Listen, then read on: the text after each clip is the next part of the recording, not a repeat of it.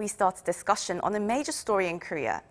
40 years ago today, on May 18, 1980, grassroots protests for a democracy movements were met with a brutal crackdown in the southwestern city of Gwangju. Hundreds of civilians were killed, beaten and tortured by the military, led by General Chun Doo-hwan, who sidelined acting President Choi Kyu-hwa and enforced martial law across the nation. But with strong denials from Chun, who remains on trial, insufficient evidence, as well as heavily politicized twists and turns, decades have passed, but the case hasn't been closed on what exactly happened that day, the actual scale of the deaths and casualties, and most of all, who gave the order to shoot at the civilians. American investigative journalist Tim Shorrock has been at the forefront in this fact-finding mission, uncovering nearly 4,000 documents. He was named an honorary citizen of Gwangju for his reporting, uncovering secret US government documents in connection with the movement of the 1980s. He joins us today on this landmark day. Thank you very much for joining us today, Mr. Shorrock. Thank you very much for having me. Well, my first question to you, in May 1980, you were actually a university student and you helped make the May 18th movement in South Korea known to the world. So how did you first become aware of the issue and what did you do to raise awareness? Well, as you said, I was a university student and I was actually working on a master's degree at a university on modern Korean history, and I was writing about the role of labor and workers in the Korean economy. And at that time, 1979 and 1980, there was a great upsurge of labor action. And it culminated in a crisis in South Korea that you all know about in the fall of 1979 that led to the assassination of Park Chung-hee, the president. And in the months later after that, this General Chun Doo-hwan began to slowly take control of the government through first taking control of the CIA and then the military, and then ultimately the government. And then that led to this crackdown in Gwangju when he sent the special forces. So from the very beginning, I had information collected from. I mean, I saw Jürgen Hitzpeter, the German photojournalist. I saw his films on NBC News, and it was very shocking to see what had happened in Gwangju, and also received many reports from church sources. My parents had been missionaries in South Korea, and so we had many contacts in the Christian community. And because Christians played a very leading role in the democratic movement, they sent some of the first reports about what had actually happened in Gwangju, information that was carefully kept from the Korean people for many years. But that's how I first learned about it. Well, it was a bloody, very dramatic event that went on, the sheer violence there. But what made you decide to investigate what happened? Well, as we know, the United States played a direct role in the repression of the put down of the Gwangju uprising. On May 27th, Chun's military forces took over Gwangju, but this was only done in part with the permission of the United States military, which had to give permission to Chun to deploy certain army troops that were part of the U.S. South Korean Joint Command. And those troops were sent down to Gwangju to put down the uprising without any kind of negotiation that the citizens there had asked for. And I think that, that action by the United States is something that really needs to be looked at more and understood if there is to be true reconciliation, not only inside Korea, but between the United States and South Korea. Why did the United States decide on May 22nd, one day after 60 people were shot to death on Gangnam Avenue in Gwangju, why did they decide one day after that to provide military support to Chun Doo-hwan to end this rebellion? And I think that's a question that really needs to be answered. And since then, you've been at the forefront of getting to the bottom of that, really. Well, before Gwangju happened, you were actually living in Korea as a young boy, and you witnessed the April 19th revolution, which was a pro-democracy movement in 1960. So when you visited Gwangju in the early 1980s and covered what went on there, how did it feel, and did you experience any changes? Did you feel any changes in the air? Well, when I was there in 1960, I mean, I was old enough. I was 9 years old, and I, experienced this firsthand, the uprising against Syngman Rhee that happened at that time. And, at that time, the United States, felt it was fine for Rhee to be overthrown and went along with it and didn't disagree with what happened. But in 1980, the situation was much different. When I first went to Gwangju in 1981, February 1981, and the people in Gwangju, did not like Americans at the time, and I did not speak to any people and the citizens of Gwangju at the time, but I did meet American missionaries who had been there throughout the uprising, who told me of the horrendous actions by these Chun's martial law forces, and particularly these special forces. And again, I went there in 1985, when Chun's controls were still very strong in Korea. And then in 1985, I learned directly from people who had participated in the uprising what had happened. And so both of these, visits really convinced me that we needed to gather information about how the United States took this decision to support the repression that happened after the city was taken by the citizen militia. Well, various attempts by the Korean government to investigate the matter didn't end conclusively due to the lack of supporting evidence or documents. And in that regard, you actually helped uncover nearly 4,000 documents.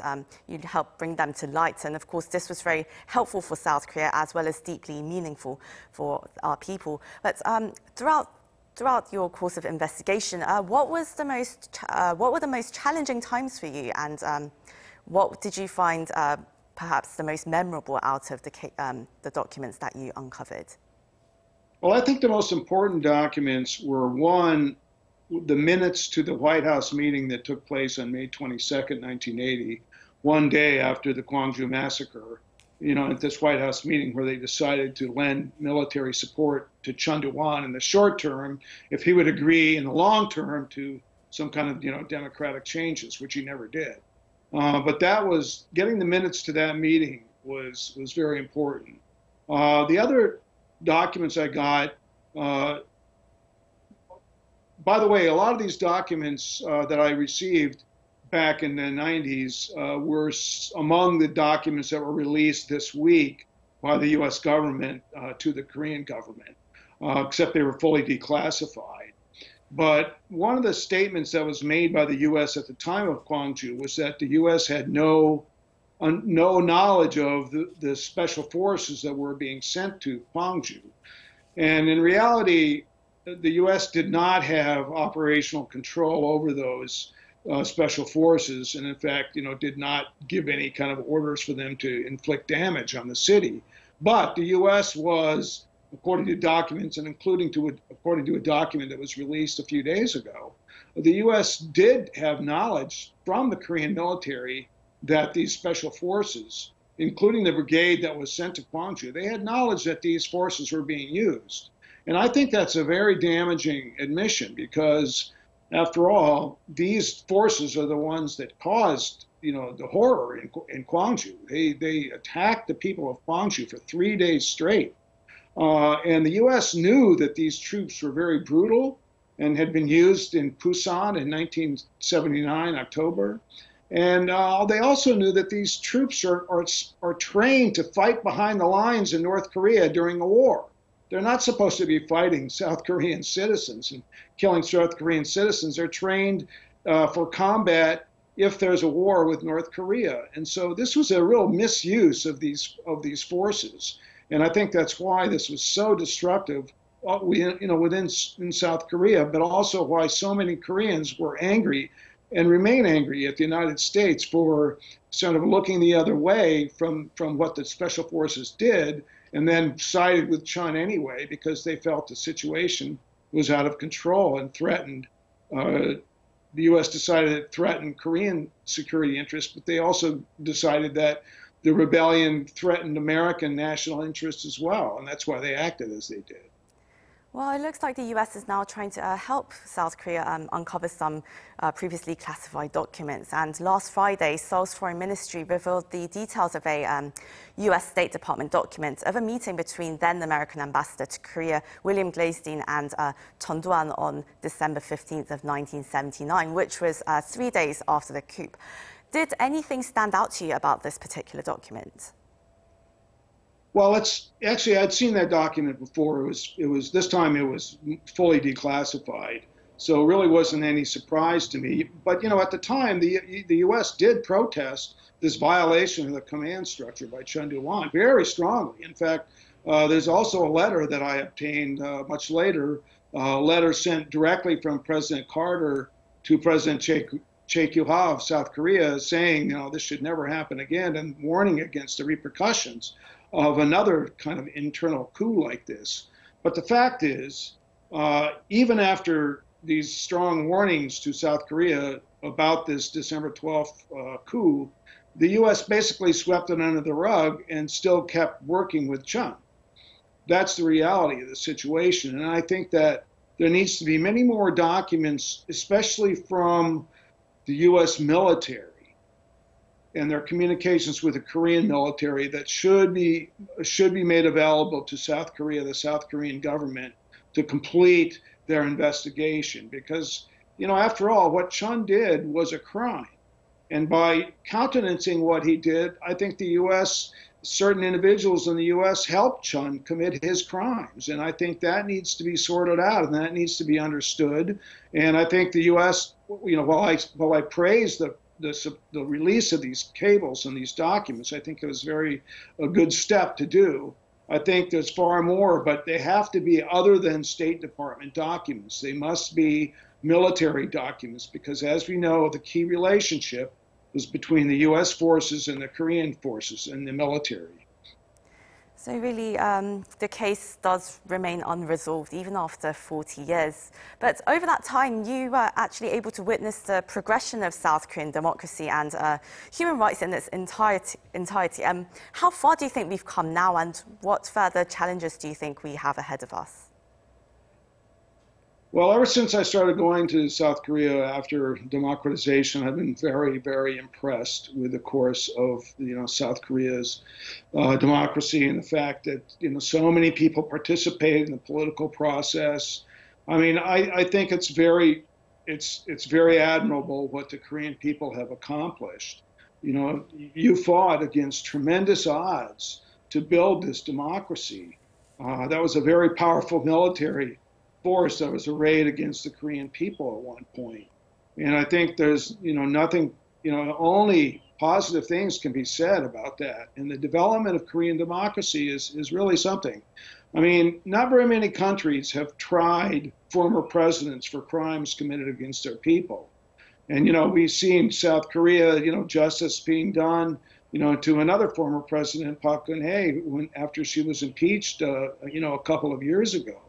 And I think, the candlelight revolution, that people that came into the streets to push for an impeachment and push for justice at that time, 2016, 2017, is really admirable. I think, Americans, concerned about their country should look at how South Koreans really fought for many, many years with a great deal of patience to overcome the difficulties to become a fully democratic country. And I think it's really an amazing feat what's happened in South Korea today.